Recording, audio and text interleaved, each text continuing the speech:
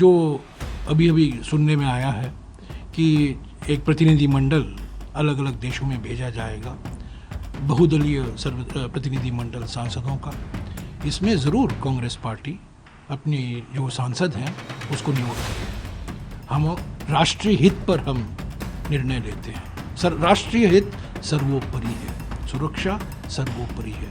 हालांकि सर्वदलीय बैठक की मांग प्रधानमंत्री ने नहीं स्वीकारी, विशेष सत्र की मांग नहीं स्वीकारी। कांग्रेस पार्टी और कांग्रेस पार्टी के नेताओं का रोज बदनाम हो रहा है, ऑपरेशन सिंदूर का राजनीतिकरण हो रहा है।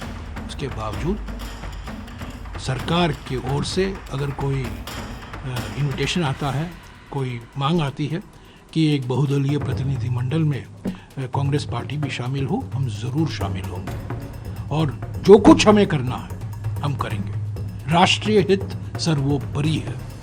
संसदीय कार्य मंत्री किरण रिजिजू ने कांग्रेस अध्यक्ष से बात की है। अभी देखिए कांग्रेस पार्टी किसको नियुक्त करेगी, वो कांग्रेस अध्यक्ष उसको तय करेंगे। हमारे कांग्रेस संसदीय दल के नेता सोनिया जी भी हैं। वो उनकी राय है। जब थरूर साहब बोलते हैं वो पार्टी की राय नहीं होती है।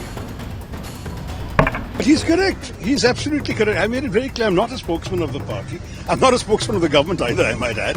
I'm, for whatever it's worth, people seem to think I have some knowledge about some of these subjects, and so they come and ask me my views. And I make it very clear, sometimes explicitly, sometimes implicitly, that I'm expressing my personal views as an Indian, as a proud citizen, and certainly don't forget that my own party had declared complete solidarity with the government and the armed forces at the beginning of this conflict, and in that spirit I also expressed that support. To my mind, it was merely a contribution to a very important national discourse at a time when, frankly, it was important for us to rally around the flag. There were, especially internationally, there was a relative lack of our point of view being heard, particularly in Europe, the Middle East, the US, and so on. And when stations from those countries approached me, I felt it was almost my duty to try and give a point of view that I believe accurately reflects my understanding anyway of what India believes, stands for, and would have done. Now, I'm not any way official. I mean, I am a chairman of a standing committee, but we have not yet been briefed. Our briefing is coming on Monday. So I have no access to any special classified information or anything. I'm giving my personal opinion as somebody who has been witnessing and watching world affairs from close quarters for a very long time. That's about it. And frankly, people are entirely free and welcome to reject my point of view. This is my point of view, that's all. To which I am, I believe, entitled in a democracy. I don't honestly see the need for much of this controversy. But on one issue, we are all Indians. And at this time, at the time of conflict, I spoke as an Indian. And I never pretended to speak for anyone else. I'm not a spokesman of the party. I'm not a spokesman of the government. Whatever you agree or disagree with what I said, blame it on me individually and that's fine. Shashi Tharoor ने जो कहा India operation सिंदूर के बारे में और भारत के हित में उन्होंने जो बात सामने रखा है, एकदम सही बात है। और देखिए, देश के लिए सही करना, सही कहना, ये कांग्रेस के लिए एक बहुत विचित्र चीज होगा। लेकिन कांग्रेस में भी नेता लोग हैं जो देश के बारे में सोचते हैं, देश के लिए हित में काम करने के लिए कोशिश करते हैं। और मैं मानता हूं, मैं शशि थरूर को, वो मेरे ओपोनेंट हैं तिरुवनंतपुरम में, और मेरे उनके साथ काफी सारे डिफरेंसेस ऑफ ओपिनियन है, आइडियोलॉजिकल ओपिनियन है।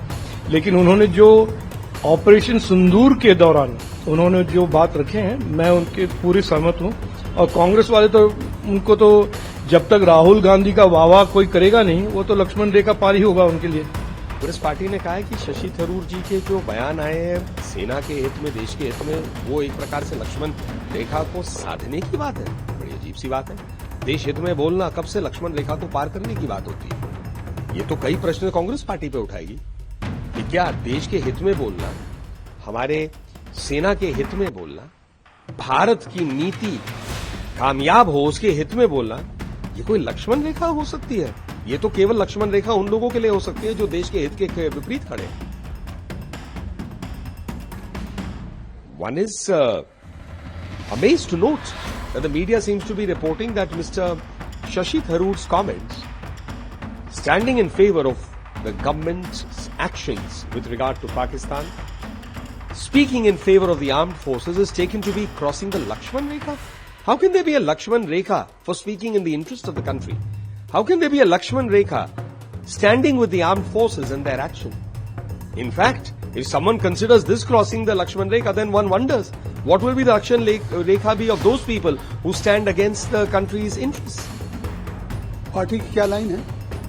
रोज कह रहे थे पार्टी की लाइन राहुल गांधी, जयराम रमेश कि हम सरकार के साथ हैं, और अगर सरकार के कदमों की शशि थरूर तारीफ कर रहे हैं तो इस पर लक्ष्मण रेखा उनको दिखाया जा रहा है, तो इससे साफ है कि कहीं न कहीं कांग्रेस का दोहरा चरित्र है। कह तो रही कि हम सरकार के हर कदम के साथ हैं और उनका समर्थन करते हैं, और दूसरी तरफ अगर कोई सच्चाई उनका सांसद कर रहा है तो उसको आईना दिखाने का काम